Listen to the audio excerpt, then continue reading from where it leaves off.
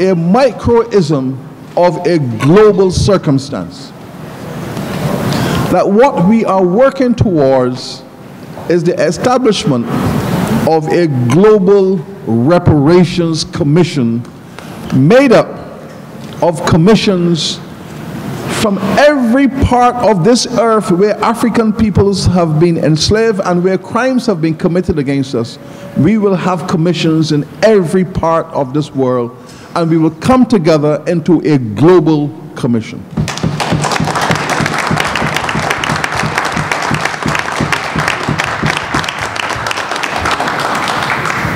So that was our thinking at the outset, to work with our communities all over the world to put together these commissions into a global network. The crime committed against our ancestors and against us, yeah, these are global crimes. That's right. Go ahead. And only global strategies and solutions can negotiate global crimes. You better teach. Go ahead.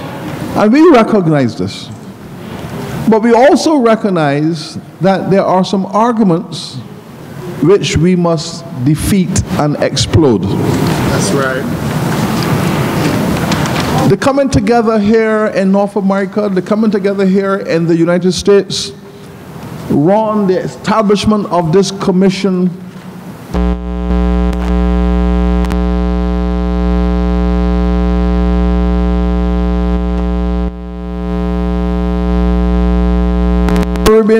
while we recognize that we could do many things without our African, North American, Brazilian colleagues, European without all of us, we are just weak. Without all of us, we are just weak. We always remember that Haiti went out there, abolished slavery, built a nation, and it was the only country standing in the whole world, not an ally anywhere on this planet. That lesson to us has always been profound. Without our global solidarities, the smallest step might be symbolic, but the fruits of that step will be defeated. Will be defeated.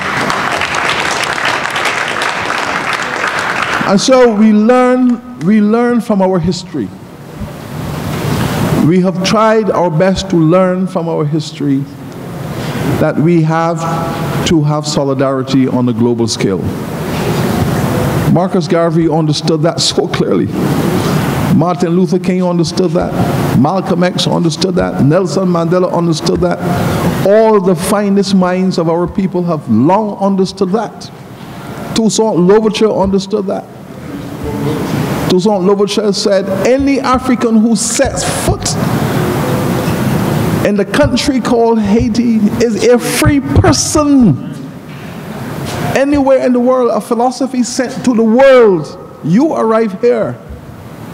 Whether you are coming from Florida through the Florida Keys, through the Bahamas into Haiti, whether you're coming from the south, the Guyanas, Barbados, up through the islands of Antigua, St. Croix, whichever direction you're coming from, if you arrive in Haiti, you are a citizen. That was a global perspective, if ever there was one. Now, the commission then is poised at the crossroads of an interesting moment. Governments that have established it, but governments that are embedded in global diplomacy and global trade policies, and many governments that are still intimidated by the Western world. Our governments took a step, but in taking that step, the reality is that these small, vulnerable nations are still being intimidated for what they have done. The pressure on Caribbean nations for establishing this commission is palpable and profound. And when President Obama says he is not a supporter of reparations, that sends a very powerful message to the Caribbean. It sends a powerful message to the Caribbean. But we celebrate our nations for taking that step. It was heroic, and many of them are now, I believe, intimidated as a consequence. They know the politics of the European Union. They know the politics of the Western nations, and many of them are reporting increased levels of diplomatic aggression as a result.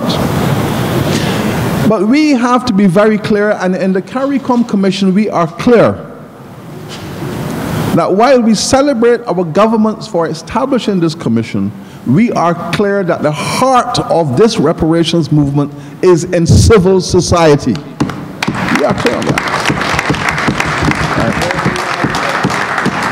And we are clear on that political comprehension that the grassroots organizations, civil societies, academia, the trade union movements, all of these movements constitute the heart of this process.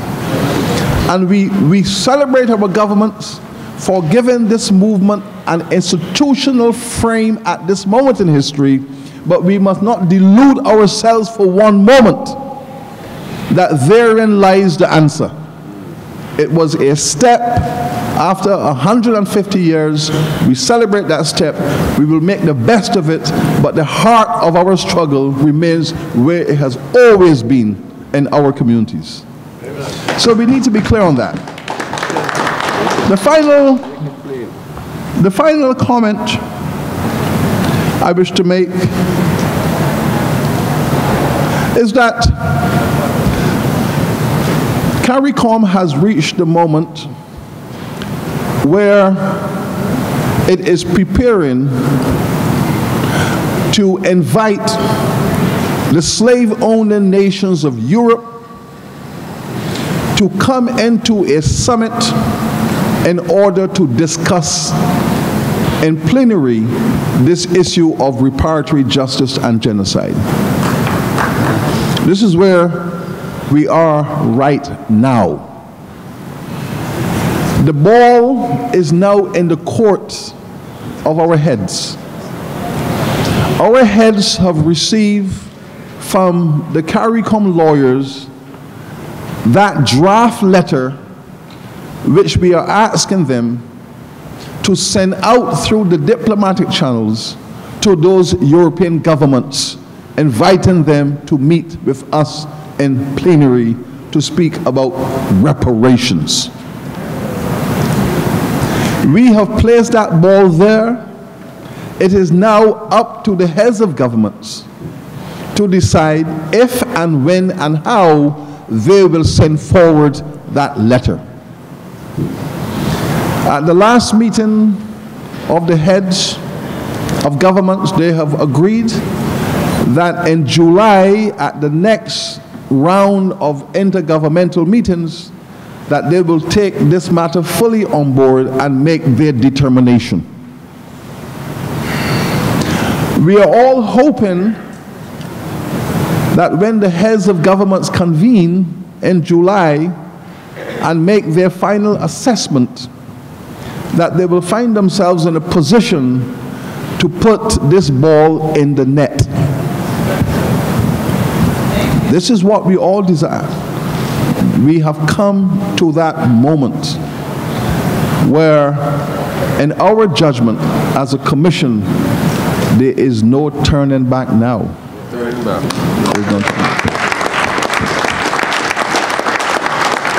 There is and can be no turning back. And if there is a turning back, I want you all to imagine for a moment what the consequences could be and would be. Just imagine the consequences. But this is where we're at. This is where we are at right now. And we are hoping that this African American Commission would let its voice be heard Let his influence be felt. If we need to have Dr. Reverend Jesse Jackson, who gave, I understand, a stirring presentation last night, if he needs to do shuttle diplomacy in the Caribbean, if we need to bring him down to speak to our heads, whatever we need to do, it needs to be done. So that when our heads meet in July, they will feel support. It is going to be important to our heads that they feel global solidarity. They need to feel global solidarity from all of our communities around the world. Because once this step is taken, that is it. I can tell you from my own observations, there will always be two responses. There will always be two responses by oppressive nations. There will be one response that will say, okay, let us sit and talk.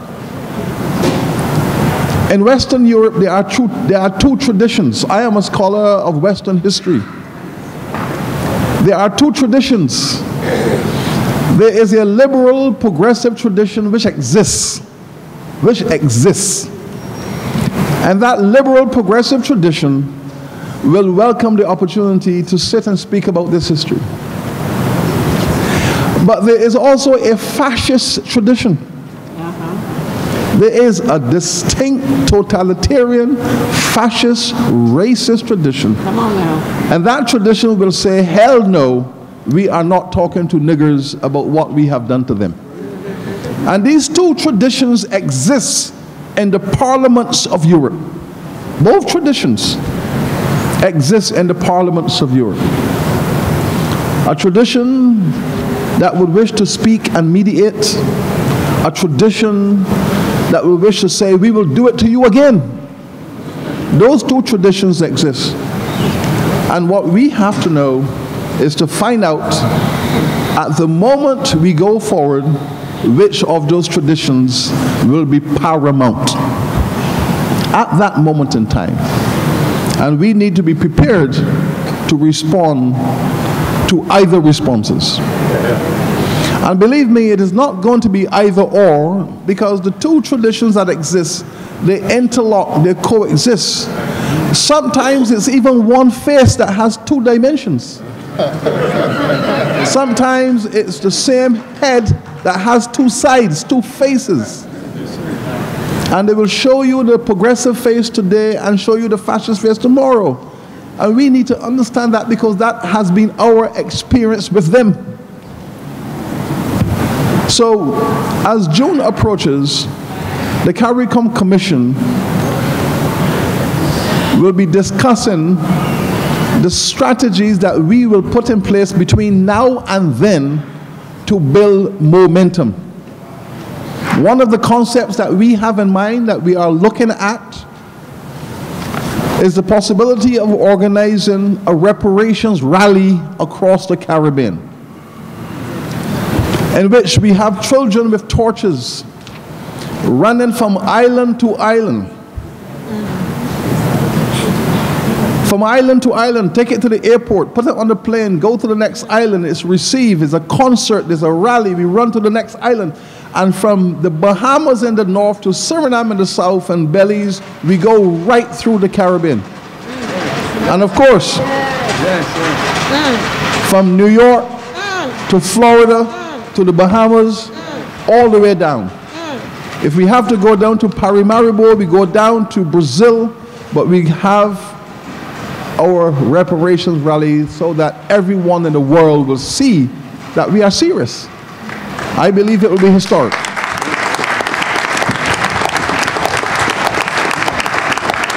And I can think of no better approach than a rally here in this United Nations States,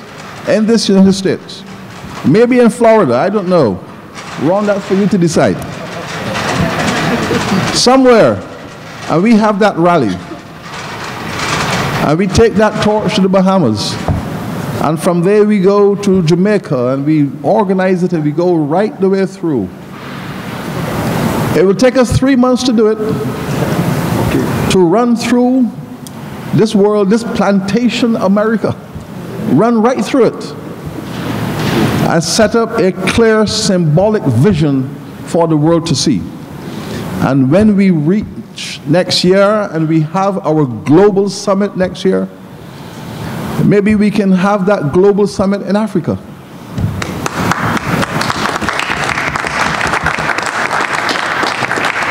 That was always our vision, a global summit of all of our reparations commissions in Africa.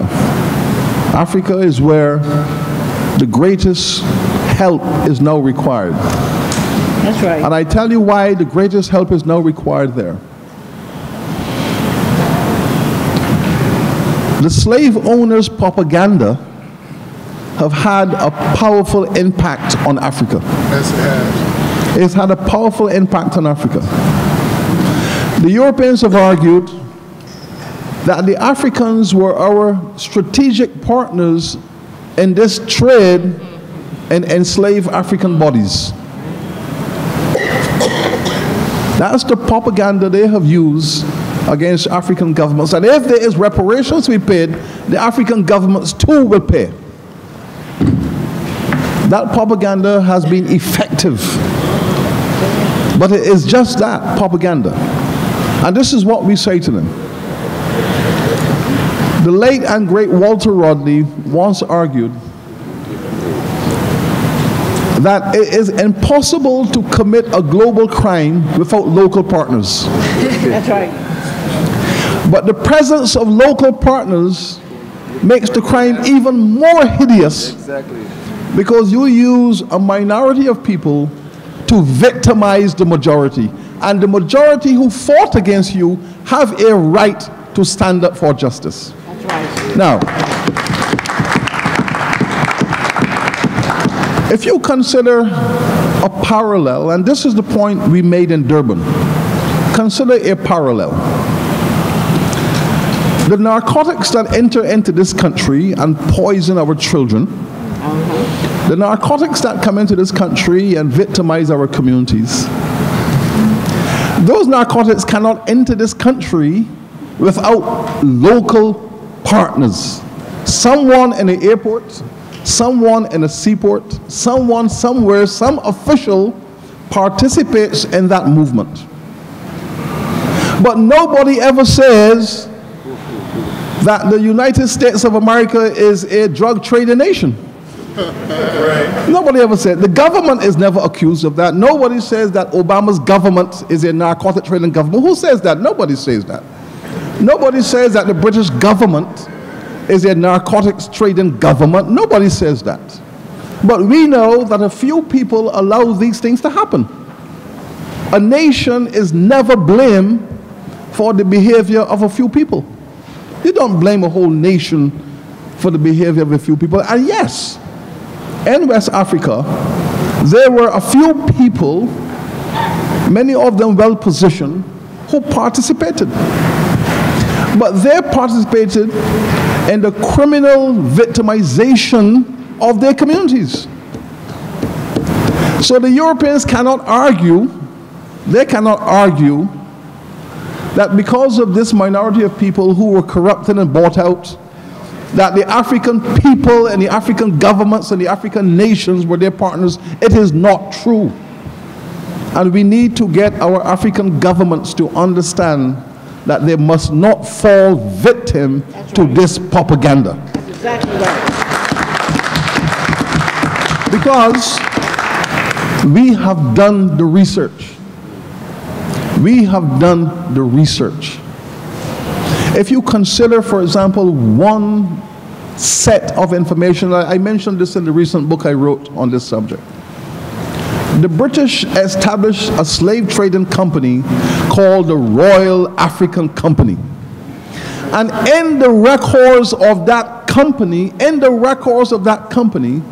are directions to assassinate African leaders. Right there in their records. The king of so and so is getting in the way of our trade. Assassinate him. African governments, African leaders being assassinated for opposing their slave trade. That's right. And we have access to all this information that shows quite clearly the dozens and dozens of African leaders who were assassinated and murdered because they stood in the way of the slave trade. And an African king who says, well, okay, to protect my nation, because the company is so powerful, to protect my nation, I will allow you to pass through my borders. And I will make a deal, but don't take my people, don't take my people, just pass through. All of these negotiations are taking place, but what we know is that any African head of government, any king, any chief who stood in the way was assassinated and his country destroyed. So you wreak terror upon the entire civilization, and then you have the audacity to say that we had partners. And we know the economic history. The largest single commodity which was exported from Western Europe into Africa in the 18th and 19th centuries were guns. Guns. Guns and slave trading went hand in hand. Guns and narcotics go hand in hand. Guns and slave trades went hand in hand. The similarities between the narcotics trade as an organizational structure and the slave trade are very similar. The two have always gone together. You wreak havoc and then you traffic. You assassinate and then you traffic. You intimidate and then you traffic. You get in the way, you are removed, we continue. That is the world in which the Africans found themselves. And we need them on board. But first of all, those governments must stand up. And this is why, Ron, we need to go to Africa, because we need to sit in that continent with national reparations commissions sitting with us. This is the next step we have to take. And so, colleagues,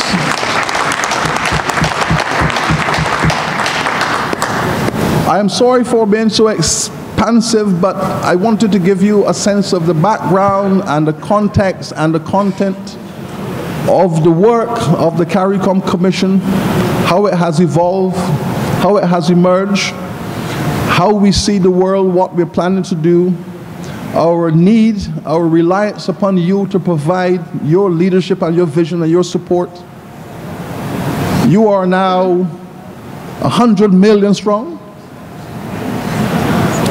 100 million strong must provide leadership. I believe in the leadership of the majority. If we have 100 million of our people in this country, we need that 100 million to march.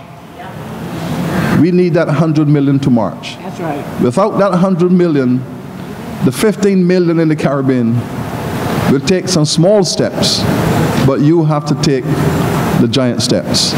That is how we see the history. That is how it has always been. And so on behalf of my colleagues who will now be invited to speak about the National and Territorial Commission, I thank you very much for your generosity. Thank you.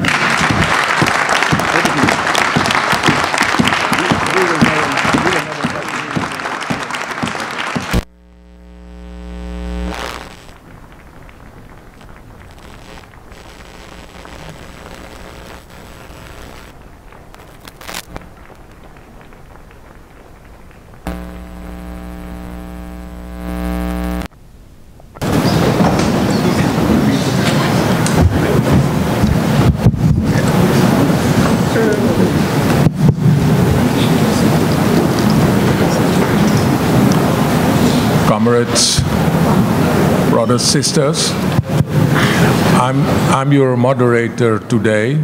I'm Armand Sunder from Suriname.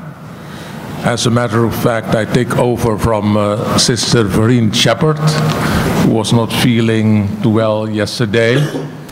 But before I start, I would thank Dr. Hilary Beckles for his fantastic presentation, where he presented the vision, the strategies, but also the coming activities of the reparation movement, who started actually in the Caribbean, let's say the new movement who started in the Caribbean and has the intention to become a global reparations movement. What we will do today is that we invite the different national reparation committees of the CARICOM to give a brief presentation on what they have done up to date and what they will be doing in the future. After that, we will also invite representatives of other reparation movements to give a presentation, and then we will follow some, we will end with some discussions. The time we have is that we have planned to end around 12 o'clock so that we can have lunch together. So I want to invite you and at the same time ask you if you can give a brief presentation taking the time into consideration. Since in the program I don't see a alphabetic order, so what we could do is that we use the order presented to us in the program, or we can also start at the end of the table with our friend Dobreen from Antigua. Okay, if that's all right, then I would like to invite Dobreen to give a brief presentation on the work of the Reparations Committee in Antigua. Thank you, Mr. Chairman. First, let me share the congratulations of the Antigua and Barbuda Reparations Commission to all those who are hosting us here. Maybe it's on, yeah? To all those who are hosting us here as we take part in what we consider an important step in this reparations movement, and that step, of course, is the globalization of this movement. Speaking after Sir Hilary, I'm sure you will understand why I discard my introductory statements and move straight to an account of the activities of the Antigua and Barbuda Reparations Support Commission. We were established in the year 2007, essentially as a group of activists in an NGO, converted to a national commission in June of 2013. We see our role as mainly public education, public awareness, and we struggle presently to maintain momentum, maintain relevance after the staging of the second regional conference on reparations in Antigua and Barbuda in October of last year. We have settled into a program that this year is couched in the parameters of the International Decade for People of African Descent. We see very, very clear connections between that movement and the pronouncements of the United Nations, and we take this opportunity, the next decade of course, to push as far as we can our struggle for reparatory justice. Just very quickly, in terms of the things we do, practical things we do, for this year, last 2 years or so, we have been concentrating on organizational building, the widening of the representation of the various sectors on the Antigua and Barbuda Reparations Support Commission. We now have business on, the trade unions are about to come on, the legal fraternity, the Bar Association is on the commission with us now. We are struggling to get a wider representation of youth, wider representation of women on the commission also. Our year runs from February, let's say when we start with the celebrations of Black History Month. Immediately after that, we move towards a lecture series. So we do public lectures, maybe about 3 or 4 for the year, inviting the various speakers from North America and from the Caribbean to address us on this issue. We move into May, into the celebration of Africa Day, African Liberation Day, and engage ourselves in art exhibitions and other activities of that sort in that month-long celebration. In July, we begin the commemoration of emancipation. On the night of July 31st, we hold what is known as a watch night ceremony, gathering at an old sugar plantation in Antigua from about 9 o'clock on the night of July 31st to meet August 1st, the dawn of August 1st, together as a group. At that point in time, we also, during that emancipation period, deepen our relationships with our churches. And last year, for the first time, under new government, we have now engaged fully with the Ministry of Culture, staging a march through the city of St. John's on August 1st and ending it with a huge downtown rally, various artists, various speakers, to raise awareness, essentially, of this whole question of emancipation and the furtherance of that work, that understanding to reparations. The rest of the year, we deal with consultations. We have 4 consultations scheduled for this year.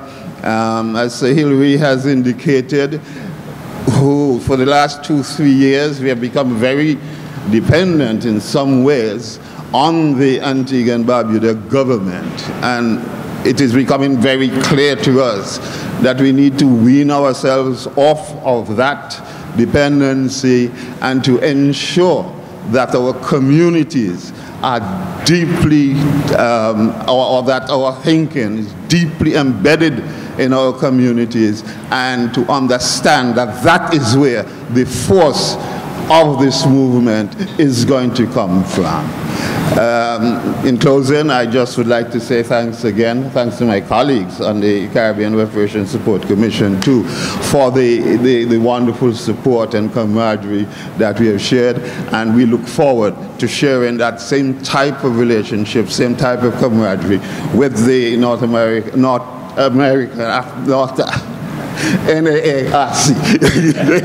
the easiest way for that, and the other commissions around as well. Thank you so much. Okay. Thank you, Debreen. I will now give the floor to Mr. Eric Phillips from Guyana. As a matter of fact, what we want to do, what I propose, is that we start with the countries that are already associated and have a committee. So after those 12, but I don't think that all of them are present here, then you will get the floor from Martinique. Is that all right? Thank you, Chair. First, let me congratulate the members of the North American Reparations Commission. It's, for us, really solidarity, and we look forward to working with you. I'm the chair of the Guyana Reparations Commission. We essentially started in February of 2014. We are comprised of 15 members, African organizations, youth groups. We've also had regional reparations committees representatives because we're such a large country. We do have an indigenous representative because it's also about indigenous genocide. We meet every Thursday. Those meetings last 3 to 4 hours. And we are open to the public, where anyone who wants to be involved can join us. Over the last 15 months, we have worked on the 4 elements of the terms of reference, which was to create a detailed historical narrative, and we found that much of our history has been hidden from us in Guyana and distorted. We've done a 49-page report that linked past discrimination to present-day inequality. As a matter of fact, we've done a lot of economic analysis, business analysis. For example, we know that Africans and Amerindians in Guyana constitute roughly about 60% of the population, but we own only 5% of GDP. We have done a great deal of public outreach. We've used our Emancipation Day celebration, August 1, to mobilize the country. The theme is about reparations. We've used African Holocaust Day, which is the 12th of October, to also have public outreaches. We've used the Kwanzaa Festival, which our organization normally launches every year, to promote reparations. And during Black History Month, we've gone across the country to share issues on reparations. We've also had reparations days. We visited Suriname, where we participated in theirs. We've had other members of the CARICOM Reparations Commission from Trinidad and from Antigua to come visit us to speak. And we have provided over 20,000 brochures over that year. Currently, we've proposed to the government, and we work through the Ministry of Culture, and I'd like to acknowledge Dr. James Rose, who is here, the Director of Culture, who's been tremendous help to us. We're now expanding into a Youth Reparations Committee, of which that representative will join our national committee. We've proposed a Women's Reparations Committee so that they themselves can mobilize. And we've also proposed a Diaspora Reparations Committee from which a representative would join us. Of course, we've done evaluation. We have looked at all of the issues. We know, for example, that we were enslaved for 217 years, that 450,000 of us, our ancestors, died to develop Guyana. We know that they cleared 15,000 square miles in the worst of conditions. We've looked at what was paid for them in terms of them paying reparations to the British. We've looked at what valuation is due to us during apprenticeship. We've looked at the destruction of the village movement and what that should be. And we've also looked at the issue of manumission, because we were supposed to be manumitted and free, yet we are not free. We fully endorse the 10-point plan and look forward to this year actually mobilizing more of our communities. We're in the middle of an election, so that's problematic. We do have a secretariat, we do have a national budget passed in Parliament, and we're looking forward to expanding our committee. So thank you very much. That's just a short summary of a tremendous amount of work which was supported by other members of the CARICOM Reparations Committee.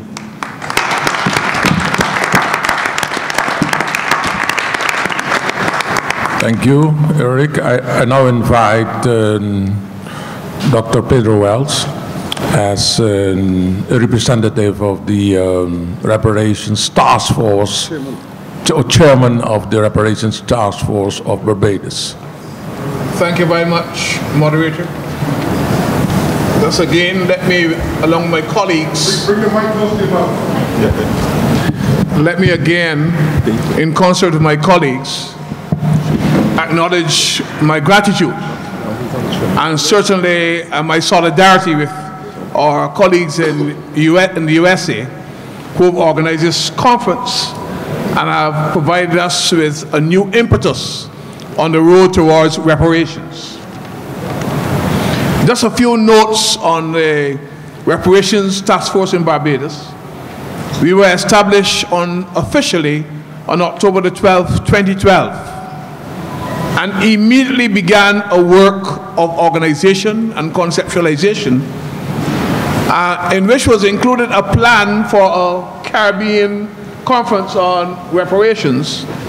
A subcommittee was established, chaired by my colleague, Attorney David Commission, and that subcommittee recommended the Caribbean conference. Unfortunately, some bureaucracy got in the way, as happens sometimes, and our colleague in St. Vincent, Comrade the Honorable Ralph Gonzalez, seized the moment, and the first conference was then held in St. Vincent. We supported that conference. We were pleased to be a part of it. And following that conference, the reparations movement gathered momentum in the Caribbean, to the extent that we believe that the Caribbean reparations movement represents a signal moment, a catalyst in the struggle. We claim a generic connection to the struggles of the past. I recall, as we look at the work of the Barbados Task Force and our other task forces and commissions, the work of Comrade George Padmore. Many of us will know of his pioneering work. What many of us may not remember is that in, I think it was around 1930, he organized a conference in Hamburg in Germany, which brought hundreds of representatives from the USA, from the Caribbean, and other African representatives from the continent, and brought them together under the noses of the emerging Nazi apparatus for one of the best organized Pan-African conferences that we've seen to date. So this conference that we have today and the work of the task force is part of a continuum. I pay tribute as well in terms of looking at our antecedents to such figures as Henry Sylvester Williams. I also remember J.J. Thomas, whose work Fraudacity represents a response to those European powers that will seek to denigrate our